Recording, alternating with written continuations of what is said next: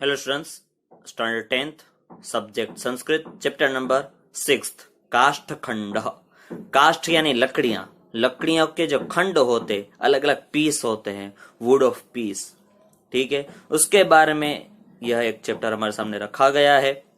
इस चैप्टर में गुरु जो है अपने शिष्य को एक नदी के पास, एक नदी के तट के पास ले जाकर वहां पर हर लकड़ी के पीस को जाते हुए देखकर उसको एक विद्या समझाते हैं। विद्या यानी एक नॉलेज उसको देते हैं, क्योंकि हमारे शास्त्र पे से इस तरह की बुक उसके पास नहीं होती थी, गुरु शिष्य के पास। गुरु अपने शिष्य को कहीं पर भी, कभी भी, किसी भी टाइम पर उसको पढ़ाना शुरू करते थे। और शिष्य भी ऐसे थे जो हर एक समय में उसके सामने बैठकर पढ़ना भी शुरू कर देते हैं।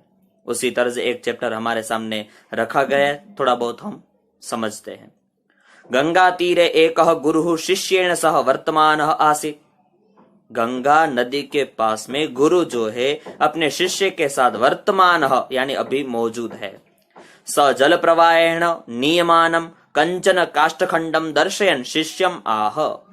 जल प्रवाह में जाते हुए कंचन यानी थोड़े बहुत, काष्ठखंडम लकड़ियों के टुकड़ों को देखकर, दर्शयन यानी देखकर, शिष्यम आह शिष्य को कहता है, अयम जल प्रवाहेण सह समुद्रम प्राप्स्यति। परंतु गमन मार्गे तीरे संलग्नता, भाराधिक्येन जले निमग्नता, आवर्तपातता, नदी जल वियोगश्चेति चत्वारो विघ्नाः न भवेयुः तदा एव। यहाँ पर गुरु जो है शिष्य को कहते हैं कि यह सारी लकड़ियां, जिस अब हमें सबको पता ही है कि नदी समुद्र को जाकर ही मिलती है। यहाँ पर बताते हैं कि जल प्रवाह के रूप में यह लकड़ियां समुद्र को प्राप्त करेगी, फिर भी गमन मार्गे जब जा रही है नदी में समुद्र को मिलने के लिए, पर लकड़ियों को कभी भी गमन मार्ग में तीरे संलग्नता, कोई कोई लकड़ी ऐसी होती है जो नदी के तट पर रुक जाती है। संलग्नता यानी वहां पर छू जाना, वहां पर पड़े रहना। भाराधिक्य न जले निमग्नता, लकड़ियों में भार होगा तो नदी में डूब जाएगी, यानी जल में निमग्नता, पानी के अंदर डूब जाएगी तो वहां पर पड़ी रहेगी। आवर्तपातता, आवर्तपातता यानी साइक्लोन, हवा का जोर लगेगा तो लकड़ियां ऊपर भी जा सकती है। नदी जल वियोगश्चेति, या तो फिर कोई व्यक्ति या तो किसी और तरह से लकड़ियां नदी से बाहर निकल जाएगी और कहीं और चली जाएगी, तो वह लकड़ियां समुद्र को मिलेगी नहीं। पर इस चार जो था, कौन से चार थे? तो एक संलग्नता, निमग्नता, आवर्तपातता और नदी जल वियोग, ये चार विघ्न उसके अंदर नहीं आएंगे तो समुद्र को मिलेगी ही, ऐसी बात बताई। गुरु अग्रे उपदिशति शिष्यम, गुरु आगे उपदेश शिष्य को देते हैं। वयम सर्वे मानवाः अपि काष्ठखंडा इव, हम सारे मनुष्य जो है काष्ठ के खंड के रूप में ही है। अस्माकम जीवनम एव नदी, हमारा जो जीवन है वही नदी है। परिवार प्रवाह रूप, परिवार जो है वह प्रवाह के समान है, नदी में जो प्रवाह आता है उस समान है। तत्र स्नेह रूपम जलम वहति, उसके अंदर जो पानी है वह कौन सा है? तो स्नेह रूपमयी नदी है। स्वकीय परिवारे जीवनम जीवंतः काष्ठ रूपा वयम सुखपूर्णम संसार रूपम समुद्रम अवश्यम प्राप्तुम शक्नुमः।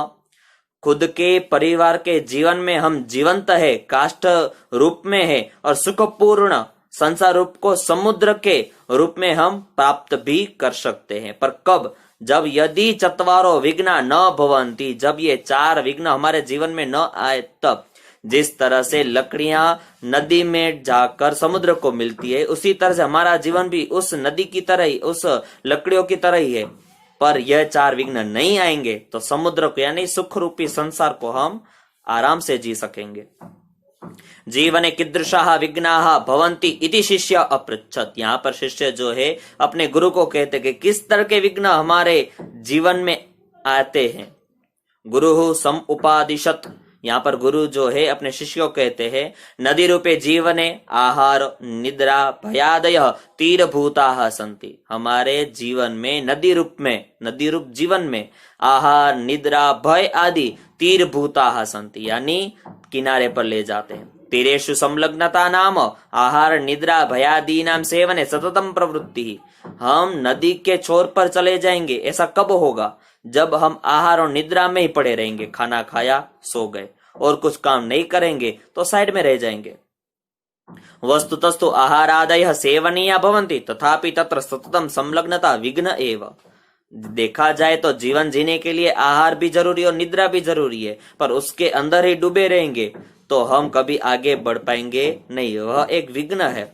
आहार निद्रा भयादिषु सततम प्रवृत्ति रूपः विघ्न भवति चेत काष्ठखंडा रूपः वयम सुख रूपम समुद्रम प्राप्तुम न शक्नुम। इसीलिए आहार निद्रा में पड़े रहेंगे तो कभी भी समुद्र को हम समुद्र सुख रूपी समुद्र का संसार रूपी समुद्र को हम पार कर पाएंगे नहीं, वहां पर जा पाएंगे नहीं, बीच में डूब जाएंगे, वहां पर ही रह जाएंगे।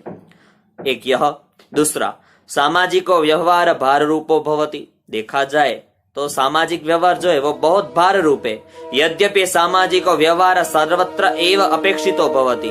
सामाजिक व्यवहार जो है सब जगह पर अपेक्षित है, परंतु सह शक्तिम अतिक्रम्य न भवेत। पर फिर भी देखना चाहिए कि शक्तिम अतिक्रम्य यानी ज्यादा किसी से व्यवहार ना हो जाए।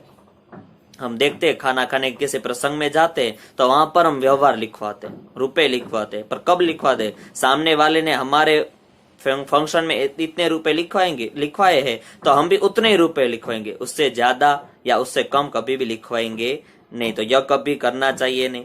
ये जनाः स्वकीयां शक्तिम अतिक्रम्य सामाजिकान् व्यवहारान् कुर्वन्ति ते अति भारत्वात् निमज्जन्ति एव। निमज्जितः जनः सुखमयं संसार समुद्रम प्राप्तुम न शक्नोति। जो व्यक्ति शक्तिम अतिक्रम्य जितनी शक्ति उससे भी ज्यादा सामाजिक व्यवहार करेंगे तो ते अति भार से निमज्जन्ति यानी डूब जाएंगे।